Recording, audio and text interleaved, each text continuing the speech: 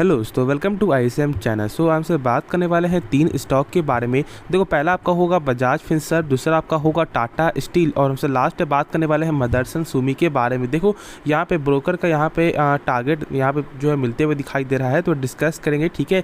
Plus यहाँ पे आपको क्या भी बाई करना चाहिए यार बजाज फिनसर्व में या आपको टाटा स्टील में या आपको फिर जो मदरसन सुमी में, तो सारा चीज़ डिस्कस करने वाला है, ठीक है। तो अंत तक ज़रूर देखो, लेकिन उससे पहले ज़रूर इस चैनल को सब्सक्राइब कर सकते हो, प्लस बेल आइकन को जरूर से यार ऑल पे दबा देना, जिससे सारे वीडियो की जो नोटिफिकेशन है वो सबसे पहले यार मिल जाए। तो डिस्कस करते हैं सबसे पहले बजाज फिनसर्व के बारे में, ठीक है। देखो, आज यहाँ पे देखोगे तो ऑलमोस्ट यहाँ पे 1.30% यानी लगभग 1.5% तक यहाँ पे आपको गिरावट जो है होते हुए दिखाई दिया है, ठीक है। लगभग 23 पॉइंट यहाँ पे गिरावट हो चुका है, ठीक है।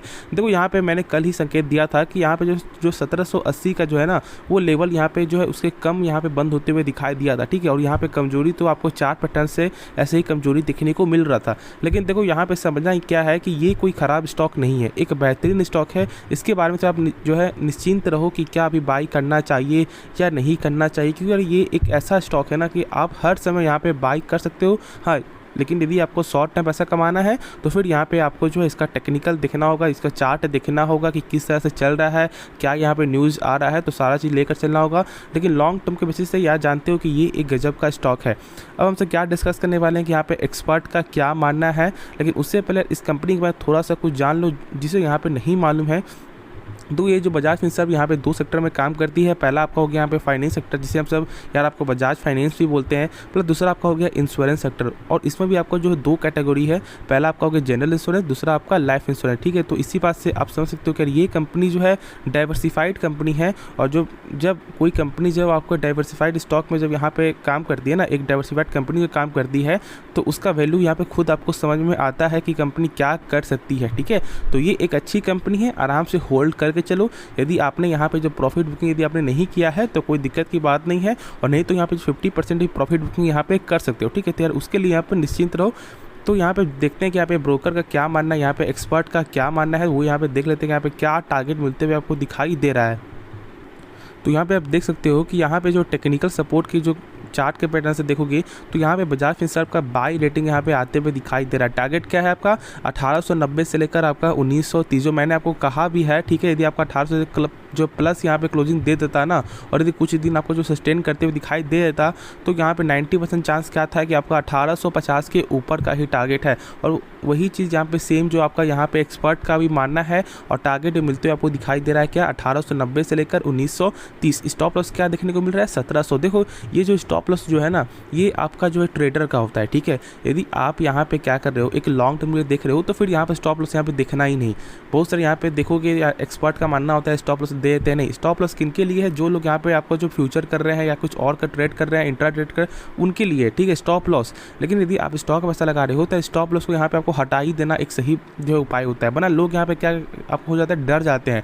जो लोग यहाँ पे नए मार्केट में आए तो यहाँ पे उनको क्या लगेगा कि यार स्टॉप लॉस दे रहे हैं यानी कि यहाँ पे बेच करके निकल जाना है, वरना यहाँ पे और तो ज़्यादा गिर जाएगा। बिल्कुल नहीं, ये एक अच्छा स्टॉक है। आपको तो हर गिरावट यहाँ पे बाई करना चाहिए, और जब गिरावट हो रहा है तो यहाँ पे आपको डरना नहीं है, यहाँ पे आप खुश होना है कि यहाँ पे आपको जमकर बाई करो, ठीक है। बहुत से लोगों ने यहाँ पे बाई किया भी है, जैसे कि मेरे यहाँ पे जो सब्सक्राइबर ने बाई किया था लगभग जो 1600 आपको 27 में, और उनका क्या मानना था कि मैं आपके कहने पे ही मैंने बाई किया, और लगभग उन्होंने यहाँ पे 1799 में बेचा भी, तो उनको एक ज़बरदस्त प्रॉफिट देखने को मिला, ऑलमोस्ट लगभग 10% तक। तो इसी बात से आप समझ सकते हो, ठीक है। तो स्टॉप लॉस यहाँ पे लगाना छोड़ दो स्टॉक में, ठीक है। यदि आपका फ्यूचर या कुछ ऐसा नहीं है, सिंपल है, तो फिर यहाँ पे स्टॉप लॉस भूल जाओ, ठीक है। क्या स्टॉप लॉस होता है या नहीं होता है, बस एक अच्छे स्टॉक को ढूंढो और उसमें पैसा जमकर आप यहाँ पे लगाओ, ठीक है। तो चलो, होप इसकी रिगार्डिंग भी आपको समझ में आ गया होगा कि यहाँ पे क्या करना चाहिए।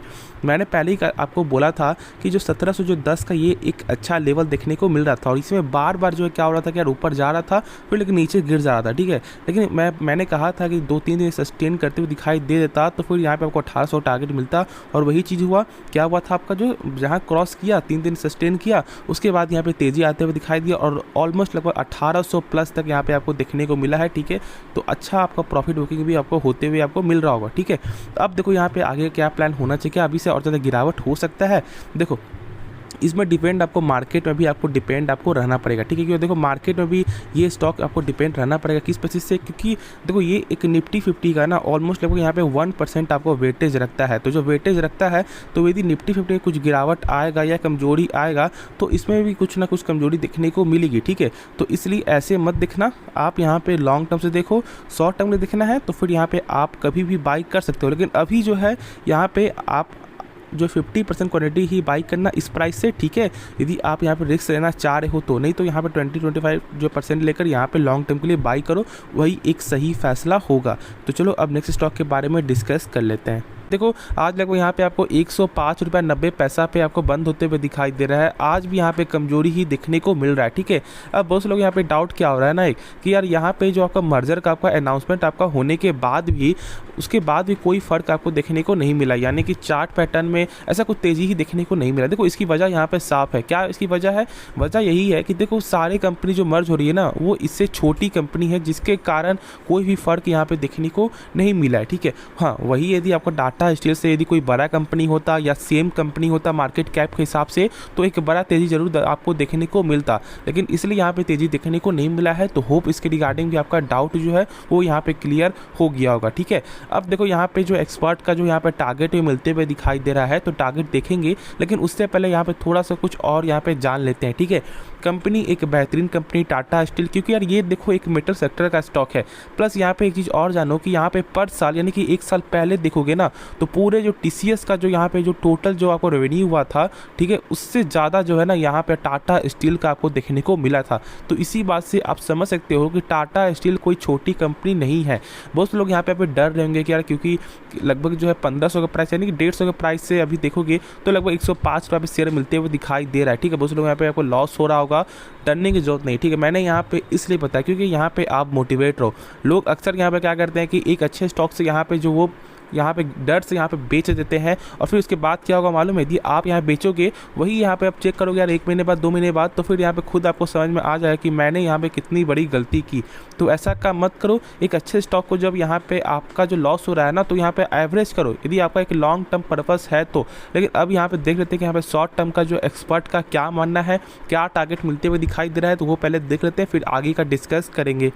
तो आप देख सकते हो कि टाटा स्टील का यहाँ पे जो बाई रेटिंग यहाँ पे जो है बाई रेटिंग यहाँ पे आपको मिलते हुए दिखाई दे रहा है। प्राइस जो क्या है टारगेट आपका 114 रुपये का, स्टॉप लॉस क्या देखने को मिल रहा है 102 रुपये का। देखो ये जो है ना ये एक शॉर्ट टर्म का है, ठीक है। और मैं शॉर्ट टर्म का अभी मैं कुछ सलाह नहीं देने वाला। देखो ऐसा नहीं कि मैं यहाँ पे बताता नहीं शॉर्ट टर्म के लिए, मैं बताता हूँ, ठीक है। और मैं खुद यहाँ पे चार्ट देखकर मैं जो सारा चीज़ जो मैंने भी बताया वो सारा चीज़ अभी जो है यहाँ पे सही होते हुए दिखाई दिया। जैसे कि आपको बजाज फिनसर्व में मैंने बोला था कि आपको ये करना है वो करना है, तो सही में ऐसा टारगेट मिलते हुए दिखाई दे रहा है। अब देखो यहाँ पर जो है टाटा स्टील का क्या है ना 113 जो है ना एक अच्छा सपोर्ट लेवल देखने को मिल रहा है। मेरे हिसाब से जब आपको शॉर्ट टर्म का पैसा बनाना ही है तो थोड़ा सा वेट करो, अभी वही सही रहेगा। क्योंकि अभी एक ऐसा मोड है ना जहाँ यहाँ पे क्या हो सकता है कि रिस्क जो है ना वो 50-50% है, यानी कि यहाँ पे आपका जो है डाउन भी जा सकता है और यहाँ पे आपका तेजी भी आ सकता है। इसी वजह यहाँ पे क्या है जानते हो, क्योंकि यार ये जो है अपने सपोर्ट से ना यहाँ पे नीचे ट्रेंड कर रहा है। तो जब जानते हो कि जब सपोर्ट से जब नीचे ट्रेंड करता है तो लगभग यहाँ पे ज़्यादा चांस क्या होता है यहाँ पे गिरने का, और बहुत ही कम चांस ऐसा होता है कि जो फेक सपोर्ट यहाँ पे क्या तोड़ देता है, एक सपोर्ट तोड़ देता है, ठीक है। तो इसलिए यहाँ पे जब तक 113 का जब लेवल जब तक क्रॉस नहीं करेगा और कुछ दिन सस्टेन नहीं करेगा तब तक यहाँ पे बाई मत करना। और उसके बाद यहाँ पे क्या देखने को मिलेगा मालूम है आपको, 120 और 123 का टारगेट जो है ना वो यहाँ पे जल्द ही आपको देखने को मिल जाएगा, यदि आपका 113 का जो है वो लेवल तोड़ दे तो, ठीक है। तो इसलिए इसमें अभी कुछ मत करो, वही एक सही डिसीजन होगा। और यदि आप कर रहे हो तो यहाँ पे आप जो रिस्क लेकर करना, ठीक है। क्योंकि मेरे हिसाब से अभी यहाँ पे रिस्क आपको नहीं लेना चाहिए, क्योंकि देखो यहाँ पे बहुत सारा फैक्टर है। अगर फैक्टर क्या है, रिजल्ट का देख लो यार, Q2 का रिजल्ट यहाँ पे सही देखने को नहीं मिला। देखो ऐसा नहीं कि बस इसका ही रिजल्ट खराब आया, नहीं, यदि सारे का यदि आपको रिजल्ट यहाँ पे खराब आया है तो फिर यहाँ पे कोई फर्क नहीं पड़ता है स्टॉक मार्केट में। कोई भी एक मेटल सेक्टर में देखोगे तो जैसे आपको जो JSW स्टील का देख लो यार रिजल्ट यहाँ पे खराब देखने को मिला है, प्लस देख लो यार आपको वेदांता का देख लो, सारे का ही जो अभी आपका स्टील सेक्टर का ना यहाँ पे रिजल्ट सही देखने को नहीं मिला है। तो उसके कारण यहाँ पे कोई फर्क ऐसा जो मिलते हुए आपको दिखाई नहीं दे रहा है, ठीक है। तो इसलिए यहाँ पे क्या कर सकते हो, अभी अभी वेट करना ही एक सही डिसीजन होगा। लेकिन यदि शॉर्ट टर्म में पैसा कमाना है तो फिर जो मैंने कहा वही चीज़ को फॉलो करो, खुद यहाँ पे आपका जो है पैसा जो है जनरेट आपका हो जाएगा, ठीक है। तो उसके लिए निश्चिंत रहो और आराम से कंपनी को, जो कंपनी के जो शेयर है आपके पास, उसे होल्ड करके चलो, वही एक जो है बेहतर उपाय होगा। तो अब जो नेक्स्ट स्टॉक है उसके बारे में डिस्कस करते हैं। तो आप देख सकते हो कि यार जो डिस्कस करने वाले वो है यहाँ पर संवर्धना मदरसन इंटरनेशनल लिमिटेड, ठीक है। आज यहाँ पे क्या हुआ है, 2.5% से ज़्यादा की तेज़ी देखने को मिला है। ऐसा नहीं कि बस यहाँ पे आपको जो है एक बाउंस बैक तेज़ी है, नहीं, लगातार ही आपका इस तेज़ी को यहाँ पे सस्टेन करते हुए आपको दिखाई दिया है। थोड़ा सा चार्ट पैटर्न देख लो तो जब ओपन हुआ था उसके बाद से ही आपको यहाँ पे एक वॉल्यूम पे यहाँ पे लगातार ही एक अच्छे जो है ना प्राइस में यहाँ पे शेयर चलते हुए दिखाई दिया था, ठीक है। अब देखो यहाँ पे एक अच्छा जो ब्रेकआउट आपका आज होते हुए दिखाई दे रहा है, ठीक है। और इस ब्रेकआउट को मैंने आपको बताया था, जब तक इस ब्रेकआउट को यहाँ पे क्रॉस नहीं करता तब तक यहाँ पे बाई मत करना, ठीक है। अब क्या ब्रेकआउट है वो यहाँ पे जान लो, 68 जो है ना और लगभग यहाँ पे 70 तक देख लो, एक अच्छा सपोर्ट यहाँ पे देखने को मिल रहा है। और यदि 70 का जो लेवल यहाँ पे क्रॉस कर देता है तो फिर यहाँ पे जल्द ही आपका जो है यहाँ पे 78 का यहाँ पे जो है टारगेट आपको देखने को मिल जाएगा, ठीक है। तो उस हिसाब से यहाँ पे ट्रेड करना, अभी थोड़ा सा वेट कर लो। मैं ऐसा क्यों बोल रहा हूँ, क्योंकि देखोगे तो यार अभी बहुत ज़्यादा मंदी का माहौल है और ऐसा जानते हो कि यहाँ पे जो सेल्स के मामले में ज़्यादातर सेल्स होता है वो इसका यहाँ पे क्या होता है बाहर के देशों से ही, तो जिसके कारण यहाँ पे इनको जो है क्या आपको होना डिपेंडेंट आपको होना पड़ता है बाहर के देश में। और जब बाहर के देश में जब आपको मंदी का माहौल है तो सेल्स में यहाँ पे कमी आते हुए आपको दिखाई देगी।